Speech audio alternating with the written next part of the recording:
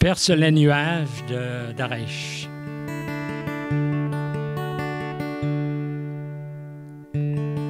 Perce les nuages d'ici jusqu'au large, au grand soleil. Tu m'émerveilles jusqu'à l'horizon. Porte tes rayons, réchauffe-moi. J'en ai besoin. Toi, le vent de la mer, va dire à ma mère combien je l'aime, comme elle est belle. Va vers l'horizon, porte ma chanson, chante-la lui à son oreille. Elle se repose aujourd'hui où elle vécut avec lui la plus grande partie de sa vie. Mais seule elle est retournée au village où je suis née, là où mon père est enterré. Étoile de la nuit, dis-lui bien ceci, qu'on est toujours auprès de lui, qu'il est en nos cœurs comme une lueur qui brillera toute la vie. Elle se repose aujourd'hui où elle vécut avec lui la plus grande partie de sa vie. Mais seule elle est retournée au village où je suis née, là où mon père est enterré. Elle se repose aujourd'hui où elle vécut avec lui la plus grande partie de sa vie. Mais seule elle est retournée au village où je suis née, là où mon père est enterré, là où mon père est enterré, là où mon père est enterré.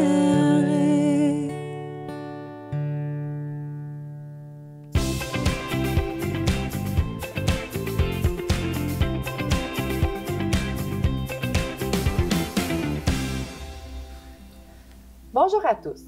Alors, comme il est important de demeurer actif cognitivement, ça peut se faire à travers une panoplie d'activités quotidiennes, comme par exemple en faisant une nouvelle recette, en parlant de l'actualité avec un ami, un collègue, ou encore en apprenant des nouvelles choses sur le jardinage. Alors, il n'y a pas une activité qui est préférable à une autre. L'important, c'est vraiment de stimuler son raisonnement, sa compréhension, la résolution de problèmes. Alors, il n'y a pas vraiment une activité qui soit vraiment idéale comparativement à une autre. Un petit bémol concernant la télévision par contre, les séries ou les films. Ça, c'est plus une activité de détente, où on est passif, où il y a moins de stimulation cognitive. Alors, dans cet objectif-là, je vous le conseille moins. Mais dans un objectif de détente, c'est tout à fait approprié. Alors, aujourd'hui, je vous propose une activité qui rejoint l'utile à l'agréable.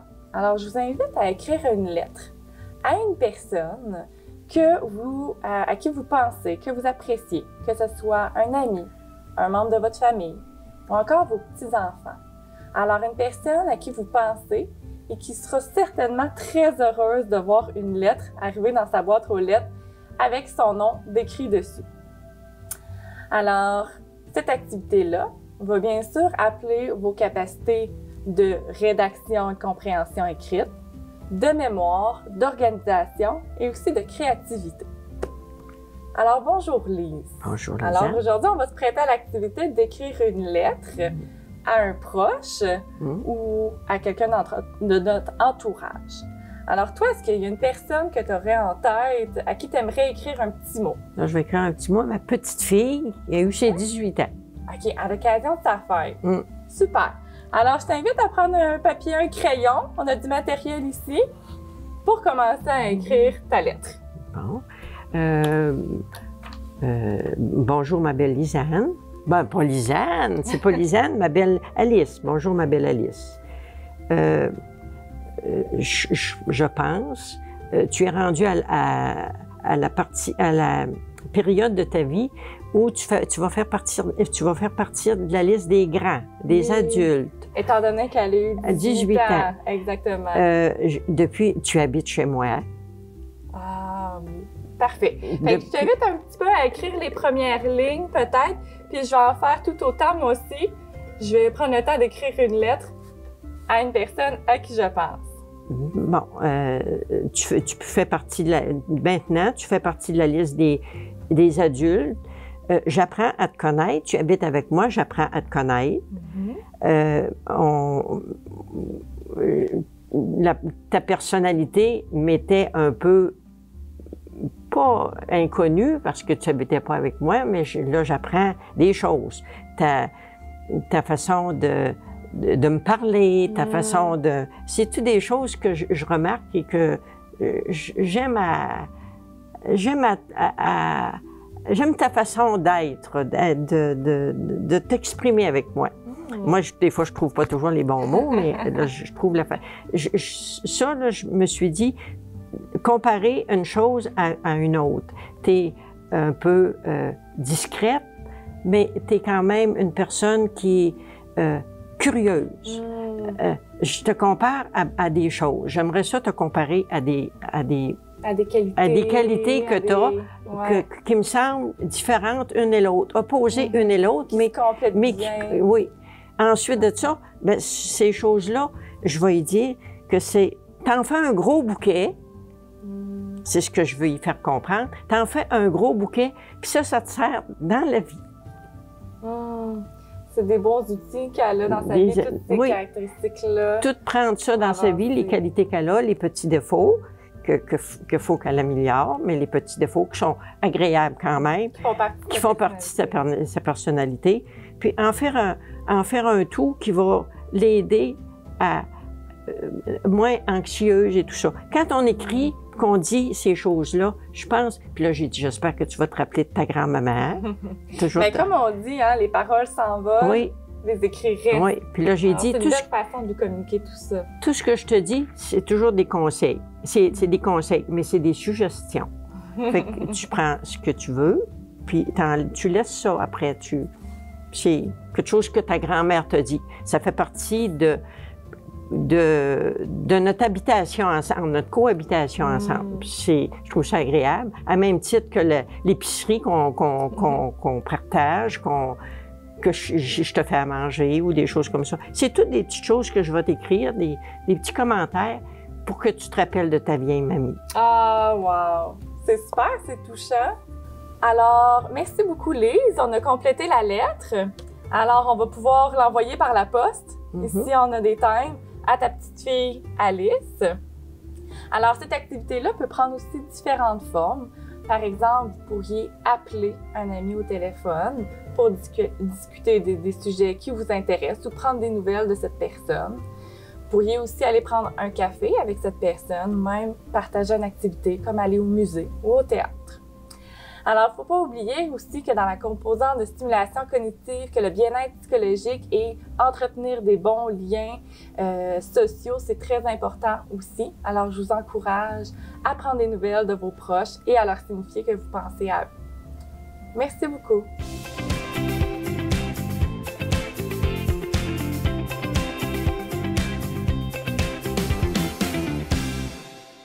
Allô, mon nom c'est Pat Clemens, j'habite Baie-des-Sables depuis un bon bout. J'ai 66 ans, bientôt 67. Puis ma passion, ben, j'en ai plusieurs, mais là pour l'été, c'est le vélo.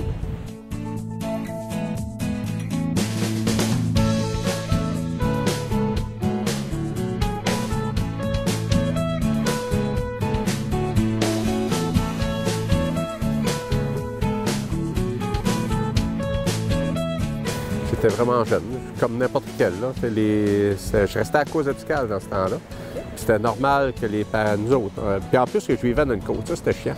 On en profitait pour descendre, mais il fallait la remonter à pied. On n'avait pas de vitesse, hein, on poussait pour monter, puis on descendait. C'est le même qu'on a après s'énerver. Il n'y avait pas de vélo de montagne. Il y avait vélo de route, oui, mais pas chez nous. C'était ailleurs, les vélos de route. Là.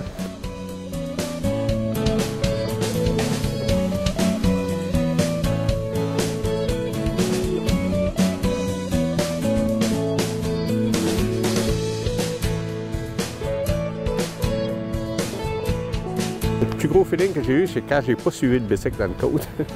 Le bicycle est tombé, moi j'ai continué. Mais autrement que ça, ah oui, c'était le fun. Puis bizarrement, je virais autour de chez nous. Je n'allais jamais loin. Il a fallu que ça ait été peut-être à 18-19 ans à un moment donné que j'ai découvert que, je peux aller loin en bicycle. C'était pas des vélos, c'était des bicycles à ce temps-là. Fait que ouais, c'est ça. J'étais là, je venais de quitter Côte-Obscale, puis je m'étais envenu à Matane. Puis il y avait de mes amis, des frères de mes amis qui faisaient à Matane, il y avait un club de vélo, ils faisaient des courses. Là, c'était sérieux, il y avait des 10 vitesses, puis c'était... Ça m'impressionnait. Puis on a roulé. Ma blonde, qui est devenue professeure d'éducation physique, elle aussi, c'est une fille de Baie-des-Sables. C'était important qu'elle fasse du vélo. Ça fait qu'on s'est mis à faire du vélo, puis nos enfants ont grandi, puis on a acheté des vélos.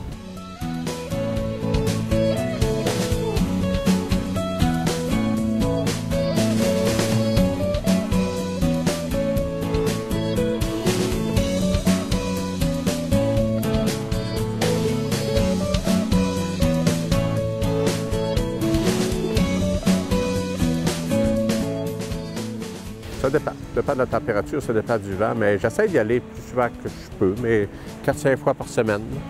Fait que je fais comme les autres, je monte le vent en face pour venir le vent dans le dos quand je suis fatigué, mais plus souvent qu'autrement, je fais les rangs. Je m'amuse à monter, quand ça va bien, la formule là, je monte à Saint-Damas, puis je reviens. D'autres fois, je vais jusqu'au jardin de Métis. Toute Métis, toute la région ici, c'est juste un beau terrain de jeu. Il y a un beau rang qui passe par Saint-Ulrich, Baie-des-Sables, Saint-Ulrich. Tu sors d'un rang dans une jonction d'un rang à Saint-Damas. Puis tu reviens, ça descend tout le long en descendant, c'est ça qui est plaisant.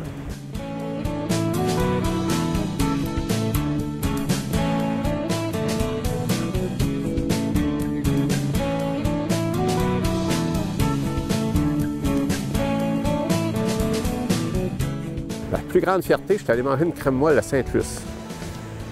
À vélo. Wow. Fait que je suis parti à vélo.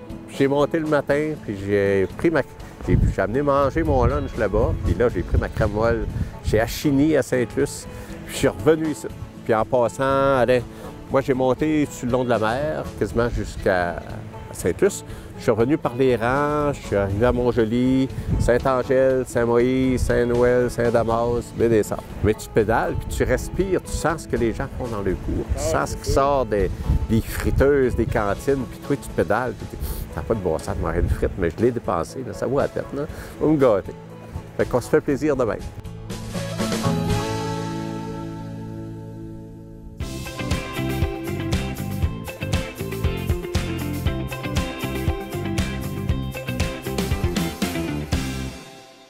Dois-je demeurer à la maison ou aller vivre dans une résidence pour personnes aînées?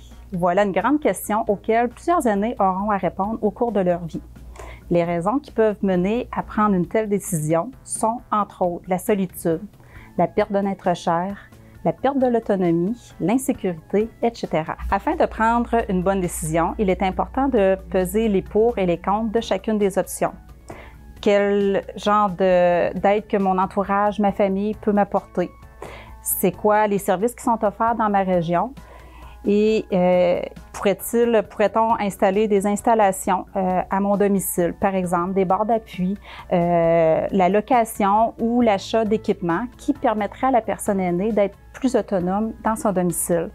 Il est important aussi d'explorer les coûts reliés à ces installations. Si la meilleure option est de déménager dans une résidence pour personnes aînées, il est bien important de comprendre qu'il faut signer un bail et que chacune des résidences va offrir différents services et ainsi que des coûts qui sont associés à des services de base ainsi que des services supplémentaires. Par exemple, c'est important de savoir est-ce que la résidence va offrir des soins à l'hygiène, distribution de la médication, de l'aide ménagère, etc. et surtout quels sont les coûts qui vont être liés à ces services-là.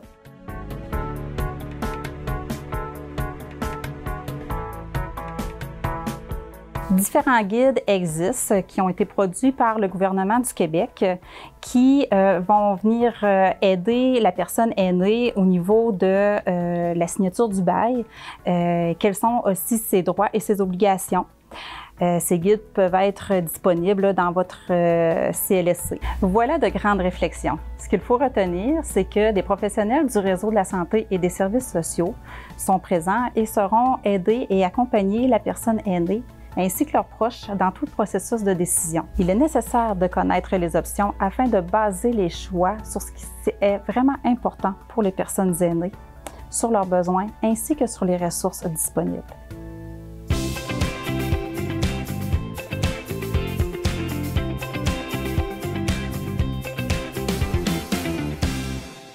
Tout village a une histoire cachée. Quelque chose qui ne se voit pas à première vue lorsqu'on ne fait que passer. Une sorte d'élément déclencheur, un élément fondateur, une trace.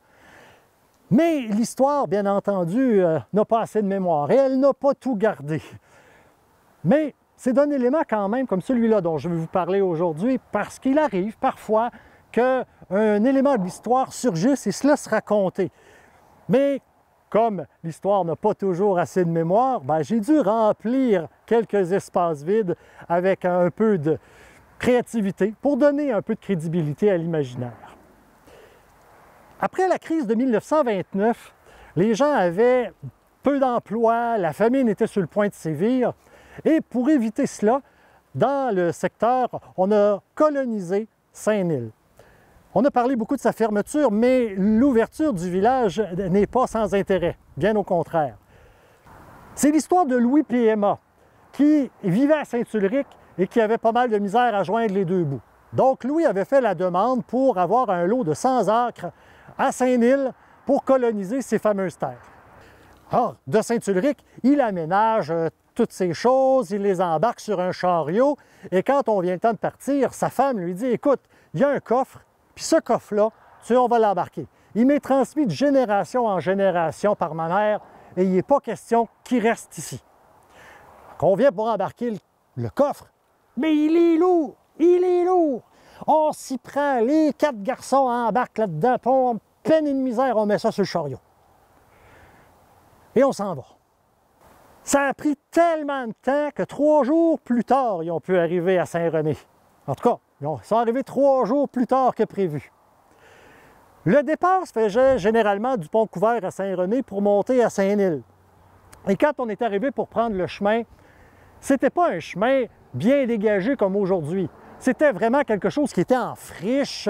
Il y avait un chemin étroit, c'était rempli de bois, puis c'était difficilement praticable avec le chariot. Fait qu'on décide d'abandonner le chariot, puis d'abandonner certains trucs, puis de ne garder que l'essentiel.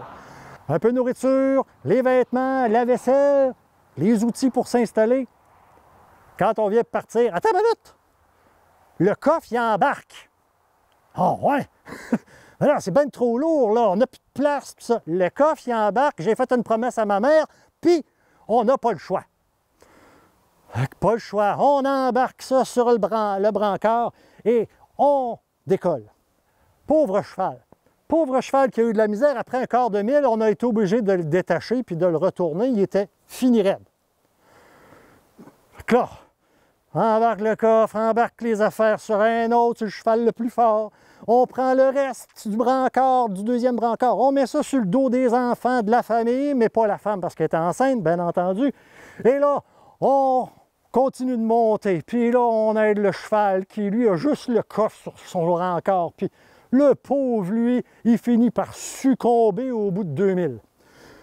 Fait que là, on laisse tomber les affaires. Il essaye de convaincre sa femme que ça n'a pas de bon sens. Chérie, on ne peut pas traîner ce coffre-là. Ça n'a pas de maudit. Il est trop lourd. On va se brûler avant même d'arriver à Saint-Nil.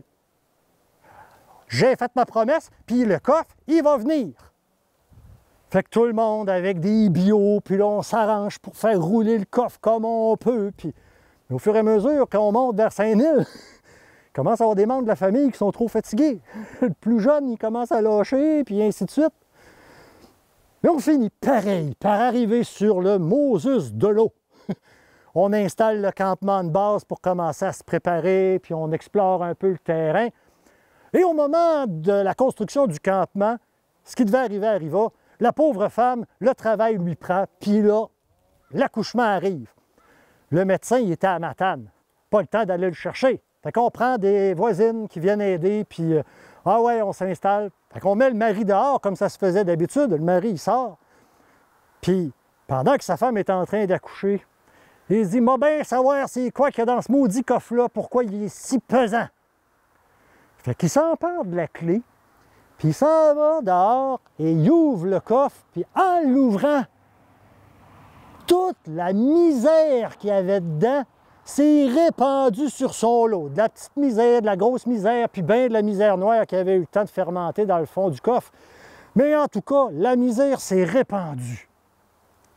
Quand sa femme a fini d'accoucher, elle a dit, mais mon pauvre fou, ce coffre-là, j'y mettais les misères, puis ma mère a mis les misères de toute une génération, de toutes nos générations. Une après l'autre, on mettait nos misères là-dedans pour continuer d'avancer.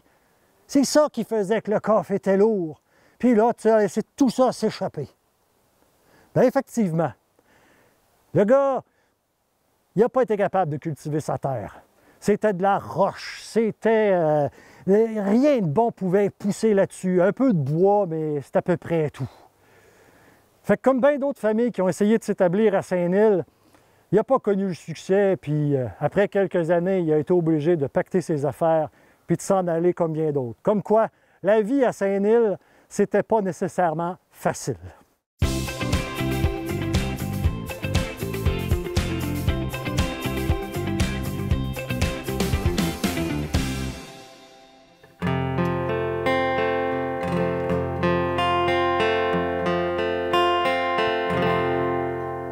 Ma mère chantait toujours la la la, une vieille chanson d'amour que je te chante à mon tour.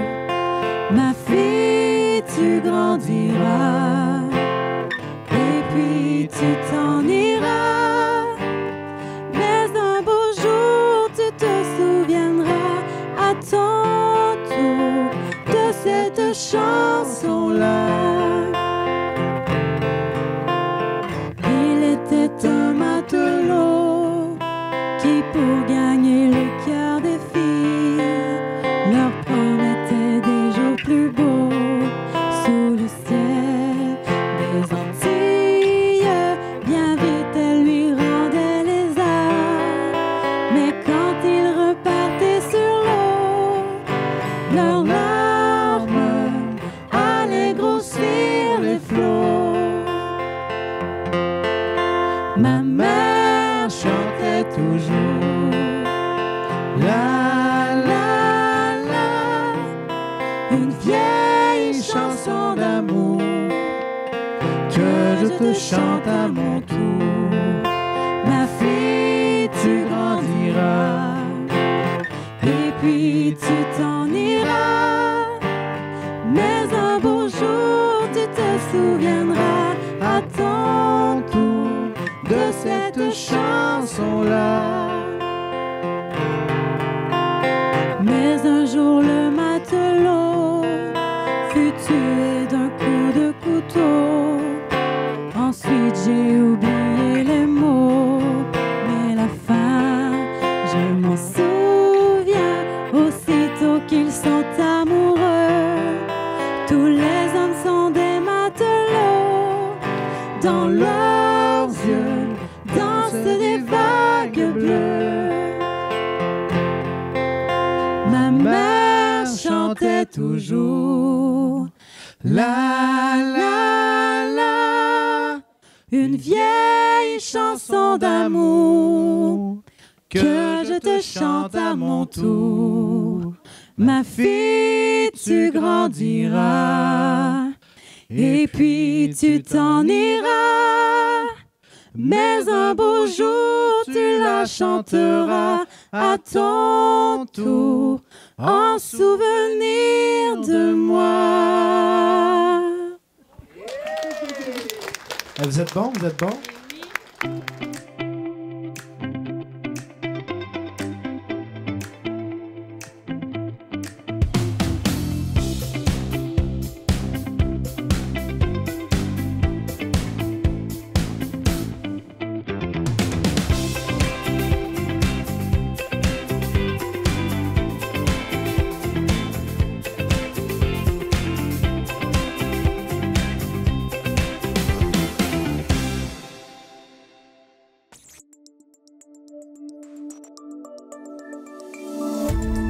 Cette émission d'Accès est appuyée par Cogeco et est rendue possible grâce à la collaboration de la communauté avec Nous TV.